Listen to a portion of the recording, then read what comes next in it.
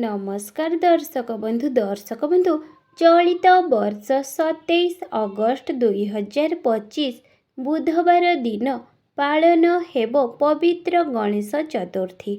एही दिन आपण घर को नहीं आसतु एही गछर चेर। तेबे दर्शक बंधु एही गछर चेर टिको आपण चाहिए तो जे कौनसी दिन रे आनी पारिबे, किंतु किछि विशेष दिन रही जो दिन गुड़िकरे जदि आपण एही चेर को आणती तो एही चेरर चमत्कारी शक्ति रे वृद्धि हुए एवं यह आपणको अधिक शुभ फल प्रदान करिथाए। तेणु एमिति किछि विशेष दिन रे आपण एही चेर को आणुछंती तो आपणको यह अधिक लाभ प्रदान करि पारिबो।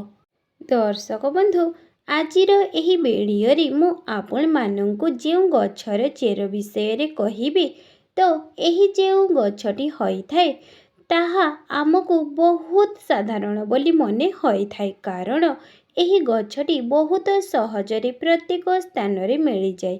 आमे समस्ते एही गछ सहित परिचित अटे एवं एही गछ आम पई बहुत साधारण मध्य अटे, मात्र एहार गुण असाधारण अटे जहाँकि आम समस्तंकु जना न थाए। दर्शक बंधु जदि आपण थोड़े भी एहार चमत्कारी गुण जानी जानती तो निश्चित भावरे एही गछटी को आपण आउ साधारण गछ बोली भाबिबे नाही, कारण यह आपणक जीवन को संपूर्ण भावरे बदलाई देव।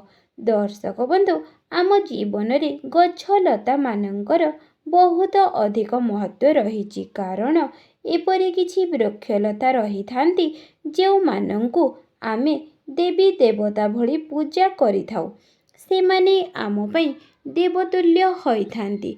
एही गछ गुडी को पूजा करिबा द्वारा मनस्कामना पूर्ण करिबारे बहुत सहायक होई थाए एवं एपरि किछि अनेक गछ रही थाए जो गुड़िक औषधीय गुण रे भरी होई रही थाए एवं आमर जीवन रक्षा करिबारे मध्य एही गछ गुड़िकर अनेक उपकार करिथांती।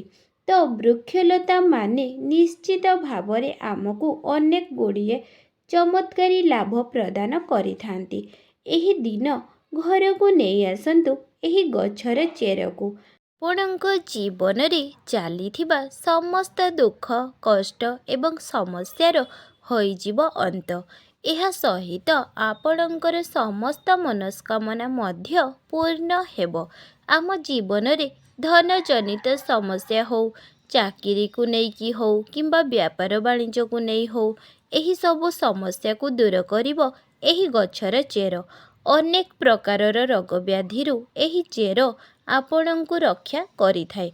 बंधु माने एही गछटी सहित आपण माने समस्ते भल भावरे परिचित थिबे एवं एही गछटी को एक साधारण गछ बोली अणदेखा करि देइथिबे। एमिति कि जदि आपणଙ୍କ घर पाखरे एही गछ उठिथिबो तेबे आपण एही गछ को अनाबना गछ भाबी अपाड़ी की फोपाड़ी मध्य देउथिबे। तेबे बंधु माने आपण जानी रखिबा उचित जे यह कौनसी अनाबना गछ नुहे। यह एक एपरी चमत्कारी गछ जेउथिरे भगवान शिवंकर, भगवान शनिदेव एवं माँ लक्ष्मींकर बास होई थाए। एमिति कि एही गछ मूलरे माँ गंगांकर मध्य बास थाए। तेबे आपण जदि एही गछर तांत्रिक एवं आयुर्वेदिक गुण विषय रे जानी नेबे तेबे आपणक पाई मध्य एही गछटी अत्यंत मूल्यवान होइथिबो एवं एही गछटी को आपण मध्य आपण दिनचर्या रे व्यवहार करिबाकू लागिबे। जदि आपण निज जीवन रे दुख दारिद्रता कष्ट एवं अनेक गुड़िए समस्या पई चिंतित अछंती तेबे एही गछर व्यवहार करी आपण से समस्त समस्यारु मुक्ति पाई परिबे। सरल भाषा रे कुहा जाइछि जे जदि आपणक जीवन रे धन जनित समस्या अछि तेबे एही गछ को भल भावरे साधना करिबाकू हेबो, अर्थात गछ सहित जड़ित उपकार गुडी को आपण सठिक भावरे करी तेबे माँ लक्ष्मींकर कृपा प्राप्त हब। ଆପଣଙ୍କ ଜୀବନରେ ଚାଲିଥିବା ସମସ୍ତ ଧନଜନିତ ସମସ୍ୟାର ମଧ୍ୟ ସମାଧାନ ହୋଇଯିବ ଏବଂ ବିଭିନ୍ନ ଦିଗରୁ ଆପଣଙ୍କର ରୋଜଗାର ହେବ, ଯାହା ଫଳରେ ଆପଣଙ୍କର ଆର୍ଥିକ ସ୍ଥିତି ମଧ୍ୟ ଧୀରେ ଧୀରେ ସୁଦୃଢ଼ ହେବାରେ ଲାଗିବ। ଏମିତିକି ଯଦି ଆପଣ ଶତ୍ରୁଙ୍କ ଦ୍ୱାରା ପୀଡ଼ିତ ହେଉଛନ୍ତି, ଶତ୍ରୁଜନିତ ସମସ୍ୟାର ସମ୍ମୁଖୀନ ହେଉଛନ୍ତି, ତେବେ ସଠିକ୍ ଭାବରେ ଏହି ଗଛକୁ ସାଧନା ନେବା ଭଗବାନ ଶନିଦେବଙ୍କ କୃପାରୁ ଆପଣଙ୍କୁ ଶତ୍ରୁ ପୀଡ଼ାରୁ ମଧ୍ୟ ମୁକ୍ତି ମିଳିବ।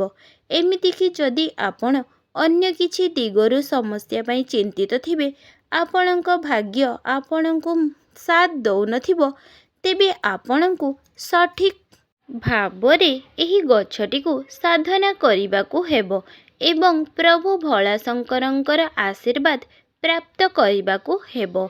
ଏବଂ ଆପଣ ଯଦି ପ୍ରଭୁ ଭୋଳାଶଙ୍କରଙ୍କୁ ପ୍ରସନ୍ନ କରିନିଅନ୍ତି, ତେବେ କାଳ ବି ଆପଣଙ୍କର କିଛି ଅସୁବିଧା କରିପାରିବ ନାହିଁ, କାରଣ ଭୋଳାଶଙ୍କର ହେଉଛନ୍ତି କାଳଙ୍କର କାଳ, ମହାକାଳ। ତାଙ୍କର ଆଶୀର୍ବାଦ ଯାହାକୁ ପ୍ରାପ୍ତ ହୋଇଥାଏ, ଦୁନିଆର କୌଣସି ବି ଶକ୍ତି କିଛି ବି କରିପାରିବେ ନାହିଁ।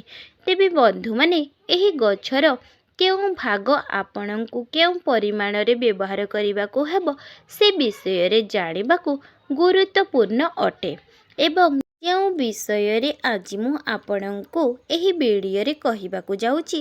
ତେବେ ବନ୍ଧୁମାନେ, ଏହି ଗଛର ଦୁଇଟି ଗୁଣ ରହିଛି। ସେଗୁଡ଼ିକ ହେଲା ତାନ୍ତ୍ରିକ ଗୁଣ, ଆୟୁର୍ବେଦିକ ଗୁଣ।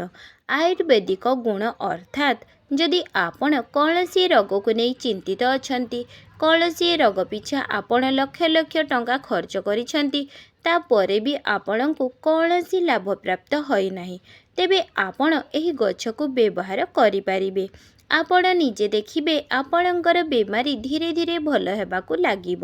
ଏହି ଗଛଟିର ମହତ୍ତ୍ୱ ଆୟୁର୍ବେଦିକରେ ବହୁତ ଅଧିକ ରହିଛି ଏବଂ ଯଦି ଆପଣ ଏହି ଗଛଟିର ତାନ୍ତ୍ରିକ ପ୍ରୟୋଗ ବିଷୟରେ ଜାଣିନେବେ, ତେବେ ଆପଣ ନିଜେ ଜୀବନରେ କେବେ ବି କଷ୍ଟ ଦେଖିବାକୁ ପାଇବେ ନାହିଁ। ଧନର ସ୍ରୋତ ଆପଣଙ୍କ ପାଇଁ ବଢ଼ିବାକୁ ଲାଗିବ। ଧୀରେ ଧୀରେ ଆପଣଙ୍କ ଗୃହକୁ ଧନର ଆଗମନ ମଧ୍ୟ ହେବ। ତେବେ ଏହି ଗଛଟିର ନାମ ହେଉଛି ଅପାମାର୍ଗ ଗଛ। ଏହି ଗଛଟି ସହିତ ଆପଣମାନେ ନିହାତି ଭାବରେ ପରିଚିତ ଥିବେ, କାରଣ ଆମ ଓଡ଼ିଶାରେ ଏହି ଗଛଟି ବହୁତ ଅଧିକ ପରିମାଣରେ ଦେଖିବାକୁ ମିଳିଥାଏ। ପ୍ରାୟତଃ ସବୁ ଜାଗାରେ ଏହି ଗଛଟି ରହିଥାଏ। ଏହି ଗଛଟି ନାମ ଏଥିପାଇଁ ଅପାମାର୍ଗ, କାରଣ ଅପାମାର୍ଗର ଅର୍ଥ ହେଉଛି ଓଲଟା ଚାଲିବା ଏବଂ ମଞ୍ଜି ଗୁଡ଼ିକ ଗଛରେ ଓଲଟା ଭାବରେ ରହିଥାଏ। ତେବେ ଏହାର ଏହି ମଞ୍ଜି ଗୁଡ଼ିକ ଓଲଟା ରହିବା ହିଁ ଏହି ଗଛର ବିଶେଷତ୍ୱ ଅଟେ। ତେବେ ବନ୍ଧୁମାନେ, ଆପଣ ଯଦି ବାସ୍ତୁଶାସ୍ତ୍ରରେ ବନସ୍ପତିର ଅଧ୍ୟାୟ ନମ୍ବର 51କୁ ଯିବେ, ସେଠାରେ ଆପଣ ପରିଷ୍କାର ଭାବେ ଦେଖିବାକୁ ପାଇବେ ଯେ ସାଧୁ ସନ୍ନ୍ୟାସୀ ମୁନି ଋଷିମାନେ ଏହି ଗଛର ବ୍ୟବହାର କରୁଥିଲେ କିପରି। ପୂର୍ବ କାଳରେ ଏହି ଗଛକୁ ଧର୍ମଶାସ୍ତ୍ରରେ ଶୁଭ ଗଛ ବୋଲି ମନାଯାଉଥିଲା। ଏହି ଗଛର ବ୍ୟବହାର କରି ଆପଣଙ୍କ ଶରୀରରେ ପୁଷ୍ଟି ସାରକୁ ମଧ୍ୟ ରକ୍ଷା କରିପାରିବେ। ତେବେ ପୂର୍ବ କାଳରେ ଯେତେବେଳେ ମୁନି ଋଷିମାନେ ମାସ ମାସ ଧରି ଭଗବାନଙ୍କୁ ତପସ୍ୟା କରୁଥିଲେ, ସେତେବେଳେ ସେମାନେ ଏହି ଗଛର ମଞ୍ଜିକୁ ଖେଚୁଡ଼ି କିମ୍ବା କ୍ଷୀରି ବନାଇ ଖାଉଥିଲେ, ଯାହା ଫଳରେ ସେମାନଙ୍କୁ 10-15 ଦିନ ଧରି ଭୋକ ଲାଗୁନଥିଲା। ସେଥିପାଇଁ ମୁନି ଋଷିମାନେ ଏହି ଗଛକୁ ସର୍ବଦା ନିଜ ପାଖରେ ରଖୁଥିଲେ ଏବଂ ଏହାର ମଞ୍ଜିର ମଧ୍ୟ ବ୍ୟବହାର କରୁଥିଲେ। ଏହା ଏକ ଚମତ୍କାରୀ ଗଛ ଅଟେ, କାରଣ ଏହା ଉପରେ ଅମୃତର କିଛି ବୁନ୍ଦା ପଡ଼ିଥାଏ। ଯେତେବେଳେ ସମୁଦ୍ର ମନ୍ଥନ ହୋଇ ଅମୃତ ମିଳିଲା ଏବଂ ତାହା ଧରା ପୃଷ୍ଠକୁ ଆସିବା ସମୟରେ ଏହି ଗଛ ଉପରେ ପଡ଼ିଥିଲା, ତେଣୁ ଏହି ଗଛର ମୂଳରେ ମା ଗଙ୍ଗାଙ୍କର ନିବାସ ସ୍ଥଳୀ। ପୂର୍ବ କାଳରେ ଏହି ଗଛର ମୂଳକୁ ଲୋକମାନେ ଦାନ୍ତ ଘଷିବା କାର୍ଯ୍ୟରେ ବ୍ୟବହାର କରୁଥିଲେ। ଆପଣଙ୍କ ଦାନ୍ତ ଦରଜ ହେଉଛି, ପାଇରିଆ ହୋଇଛି, ଦାନ୍ତରେ ହଳଦିଆ ପଡ଼ିଯାଇଛି, ଦାନ୍ତରେ ବ୍ୟାକ୍ଟେରିଆ ଜମିଯାଇଛି, ତେବେ ଏହି ସବୁ ସମସ୍ୟା ପାଇଁ ଏହି ଗଛଟି ଆପଣଙ୍କ ପାଇଁ ରାମବାଣ ହୋଇପାରିବ। ତେବେ ପ୍ରଥମେ ଏହି ଗଛର ଆୟୁର୍ବେଦିକ ଗୁଣ ବିଷୟରେ ଜାଣିବା, ତାପରେ ଆମେ ଏହି ଗଛର ତାନ୍ତ୍ରିକ ଗୁଣ ବିଷୟରେ ଜାଣିବା। ତେବେ ପ୍ରଥମେ ଆୟୁର୍ବେଦିକ ଗୁଣ ବିଷୟରେ ଜାଣିବା। ଦାନ୍ତ ମୂଳ ଯଦି ବ୍ୟଥା ହେଉଛି, ବ୍ୟାକ୍ଟେରିଆ ଜମୁଛି, ଅନେକ ଔଷଧ ଖାଇବା ପରେ ମଧ୍ୟ ଆପଣଙ୍କୁ କୌଣସି ଉପଶମ ମିଳିନାହିଁ, ତେବେ ମାତ୍ର 15 ଦିନ ପର୍ଯ୍ୟନ୍ତ ଏହି ଗଛର ମୂଳ କିମ୍ବା ଚେରରେ ଦାନ୍ତ ଘଷନ୍ତୁ। ତେବେ ଦେଖିବେ ଆପଣଙ୍କୁ ଦାନ୍ତ ଜନିତ ସମସ୍ୟା ଦୂର ହେବ। ଯଦି ଆପଣ ଆପଣଙ୍କ ମାଢ଼ିରେ କୌଣସି ପ୍ରକାରର ଅସୁବିଧା ଅନୁଭବ କରୁଛନ୍ତି, ତେବେ ଲଗାତାର 1 ମାସ ପର୍ଯ୍ୟନ୍ତ ଗଛ ମୂଳରେ ଦାନ୍ତ ଘଷିବା ଫଳରେ ମାଢ଼ି ଜନିତ ସମସ୍ୟା ମଧ୍ୟ ଦୂର ହେବ। ଆଜିକାଲି ଆଣ୍ଠୁ ଗଣ୍ଠି ଜନିତ ସମସ୍ୟାକୁ ଦୂର କରିବା ପାଇଁ ଆମେ ଏହି ଗଛକୁ ବ୍ୟବହାର କରିପାରିବା। ଏହିଭଳି ଜଟିଳ ପରିସ୍ଥିତିର ସମସ୍ୟାରେ ଏହି ଗଛ ହିଁ ଆପଣଙ୍କୁ ଉପଶମ କରିପାରିବ। ସେଥିପାଇଁ ଆପଣ ଅପାମାର୍ଗ ଗଛର କିଛି ମୂଳ ନେଇ ଆସନ୍ତୁ ଏବଂ ଏହାକୁ ଭଲ ଭାବରେ ଖରାରେ ଶୁଖାଇ ଦିଅନ୍ତୁ। ତାପରେ ଭଲ ଭାବରେ ଶୁଖିଗଲା ପରେ ଚେରରେ ପାଉଡର ପ୍ରସ୍ତୁତ କରନ୍ତୁ ଏବଂ ତାପରେ ସୋରିଷ ତେଲରେ ସେହି ପାଉଡରକୁ ଭଲ ଭାବେ ଫୁଟାଇ ଥଣ୍ଡା କରି ଯନ୍ତ୍ରଣା ହେଉଥିବା ସ୍ଥାନରେ ଲଗାଇ ଦିଅନ୍ତୁ। ତେବେ ଏହି ତେଲଟି 2 ମାସ ପର୍ଯ୍ୟନ୍ତ ଲଗାନ୍ତୁ। ଦେଖିବେ ଆପଣଙ୍କୁ ଯନ୍ତ୍ରଣାରୁ ଉପଶମ ମିଳିବ। ଆୟୁର୍ବେଦରେ ଏହି ଗଛଟିର ବହୁତ ଉପଦେୟତା ଅଛି, ତେଣୁ ଆପଣମାନେ ଏହି ଗଛଟିର ବ୍ୟବହାର କରନ୍ତୁ। ଏହାଦ୍ୱାରା ଆପଣଙ୍କୁ କିଛି ପଇସା ଖର୍ଚ୍ଚ ଦେବାକୁ ପଡ଼ିବ ନାହିଁ, ମାତ୍ର କିଛି ଦିନର ସମୟ ଦରକାର। ତେବେ ଆସନ୍ତୁ ଜାଣିବା ଏହାର ତାନ୍ତ୍ରିକ ଗୁଣ ବିଷୟରେ। ସମାଜରେ ଏପରି କେତେକ ଲୋକ ଅଛନ୍ତି ଯେଉଁମାନେ କି ଶତ୍ରୁ ଦ୍ୱାରା କିଛି ନା କିଛି ଅସୁବିଧା ଭୋଗିଥାନ୍ତି। ସେମାନଙ୍କର ଶତ୍ରୁମାନେ ସର୍ବଦା କିଛି ନା କିଛି କ୍ଷତି କରିଥାନ୍ତି, ଯାହା ଫଳରେ କି ସେମାନଙ୍କୁ ଅନେକ ଦୁଃଖ କଷ୍ଟ ଯନ୍ତ୍ରଣାର ଶିକାର ହୋଇଥାନ୍ତି।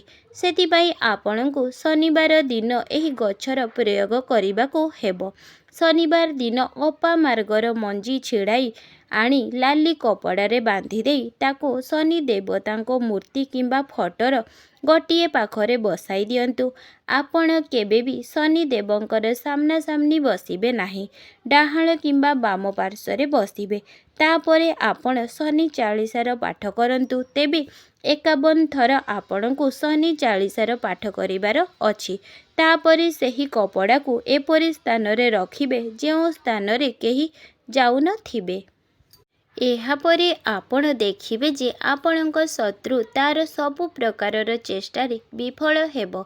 ଆପଣଙ୍କ ଶତ୍ରୁମାନେ କଦାପି ଆପଣଙ୍କର କ୍ଷତି କରିପାରିବେ ନାହିଁ ଏବଂ ଅକାରଣରେ ଆପଣଙ୍କର ଯିଏ କ୍ଷତି କରିବାକୁ ଚାହୁଁଥିବ, ଓଲଟା ତାର ହିଁ କ୍ଷତି ହେବ। ଆପଣ ଯଦି ଚାହୁଁଛନ୍ତି ଆପଣଙ୍କର ବେପାରରେ ଲାଭ ହେଉ, ଉନ୍ନତି ହେଉ, ତେବେ ଏହି ଉପାୟଟି ଆପଣଙ୍କୁ ଶୁକ୍ରବାର ଦିନ କରିବାକୁ ହେବ। ଶୁକ୍ରବାର ଦିନ ଏହାର ମଞ୍ଜିକୁ ଛିଡ଼ାଇ ଆଣି ଲାଲ କପଡ଼ାରେ ବାନ୍ଧି ତା ଉପରେ କିଛି ସିନ୍ଦୁର ରଖିଦିଅନ୍ତୁ। ତାପରେ ଆପଣ ଏହାକୁ ନିଜ ବେପାର ବାଣିଜ୍ୟ ସ୍ଥଳରେ ରଖିଦିଅନ୍ତୁ। ଯେଉଁଠାରେ ଆପଣ ପଇସା ରଖିଛନ୍ତି ସେହି ଡ୍ରରେ ରଖିଦିଅନ୍ତୁ। ଦେଖିବେ ଧୀରେ ଧୀରେ ଆପଣଙ୍କର ବେପାରରେ ଲାଭ ହେବ ଏବଂ ଧନର ବୃଦ୍ଧି ହେବ। ଯଦି ଆପଣଙ୍କୁ ଲାଗୁଛି ଯେ ଆପଣଙ୍କ ପଛରେ ଭୂତ ପ୍ରେତର ପ୍ରଭାବ ରହିଛି, ଆପଣଙ୍କୁ ଭୂତ ପ୍ରେତ ଜନିତ ସମସ୍ୟାର ସମ୍ମୁଖୀନ ହେବାକୁ ପଡ଼ୁଛି କିମ୍ବା ଆପଣଙ୍କ ଉପରେ ତନ୍ତ୍ର ମନ୍ତ୍ରର ପ୍ରୟୋଗ କରାଯାଉଛି ଏବଂ କୌଣସି କଳା ଯାଦୁର ପ୍ରୟୋଗ କରାଯାଉଛି, ତେବେ ଆପଣ ଏହି ଉପାୟଟିର ପାଳନ କରନ୍ତୁ। ଏହି ଉପାୟଟି କରିବା ପରେ ଆପଣଙ୍କ ଉପରେ କୌଣସି ବି ନକାରାତ୍ମକ ଶକ୍ତିର ପ୍ରଭାବ ପଡ଼ିବ ନାହିଁ। ତାର ମୂଳକୁ ଭଲ ଭାବେ ଧୋଇ ନେଇ ଏହାକୁ ନେଇ ଆପଣ ପ୍ରଭୁ ଶିବ ଶଙ୍କରଙ୍କର ଫଟୋ ସାମ୍ନାରେ ବସି 101 ଥର ଓମ୍ ନମଃ ଶିବାୟ ମନ୍ତ୍ରର ଜପ କରନ୍ତୁ। ତାପରେ ଗୋଟିଏ ଚାନ୍ଦିର ତାବିଜରେ ପୂରାଇ ଗଳାରେ ପିନ୍ଧନ୍ତୁ। ଆପଣ ନିଜେ ଦେଖିବେ ଯେତେ ବି ନକାରାତ୍ମକ ଶକ୍ତି, ଭୂତ ପ୍ରେତ କୌଣସିର ପ୍ରଭାବ ପଡ଼ିବ ନାହିଁ। ସମାଜରେ ଆପଣ ମାନ ସମ୍ମାନ, ପଦ ପ୍ରତିଷ୍ଠା ବୃଦ୍ଧି କରିବା ପାଇଁ ଚାହୁଁଛନ୍ତି, ତେବେ ଏହି ଉପାୟଟି ପ୍ରୟୋଗ କରନ୍ତୁ। ଏହା ଫଳରେ ଆପଣଙ୍କ ଜୀବନରେ ଫଳପ୍ରଦ ହେବ। ତେବେ ନିଶ୍ଚିତ ଭାବେ ଆପଣ ଏହା ଜାଣନ୍ତି ମଙ୍ଗଳବାରଟି ପ୍ରଭୁ ହନୁମାନଙ୍କ ସମର୍ପିତ ଅଟେ। ତେବେ ମଙ୍ଗଳବାର ଦିନ ଏହି ଗଛକୁ ଓପାଡ଼ି ଆଣି ଚେରକୁ ଭଲ ଭାବେ ଶୁଖାଇ ଦିଅନ୍ତୁ।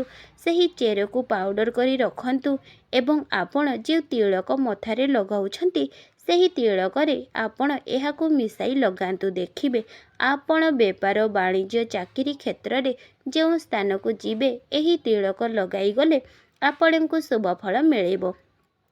ଏହାଦ୍ୱାରା ଏହାକୁ ତିଳକ କରି ଲଗାଇବା ଦ୍ୱାରା ଆପଣଙ୍କ କୁଣ୍ଡଳୀରେ ମଙ୍ଗଳ ଗ୍ରହ ମଧ୍ୟ ମଜବୁତ ହୋଇଥାଏ। ତେବେ ବନ୍ଧୁମାନେ ଉପାୟ ଗୁଡ଼ିକ ଅତି ସହଜ ଅଟେ। ଆପଣ ଯଦି କିଛି ସମୟ ବାହାର କରି ଉପାୟ ଗୁଡ଼ିକୁ ବିଶ୍ୱାସର ସହ ପାଳନ କରନ୍ତି ତେବେ ଦେଖିବେ ଆପଣଙ୍କୁ ଆପଣଙ୍କ ଜୀବନରେ କୌଣସି ପ୍ରକାର ସମସ୍ୟା ହେବ ନାହିଁ। ଆପଣ ସଫଳତା ଲାଭ କରିବେ। ତେବେ ଦର୍ଶକ ବନ୍ଧୁ ଆଶା କରୁଛି ଆଜିର ଏହି ଭିଡ଼ିଓଟି ମୋର ନିଶ୍ଚୟ ଭଲ ଲାଗିବ। ଭିଡ଼ିଓଟି ଭଲ ଲାଗିଥିଲେ ଭିଡ଼ିଓଟିକୁ ଗୋଟିଏ ଲାଇକ୍ ସବସ୍କ୍ରାଇବ୍ ନିହାତି କରନ୍ତୁ। ଜୟ ଜଗନ୍ନାଥ।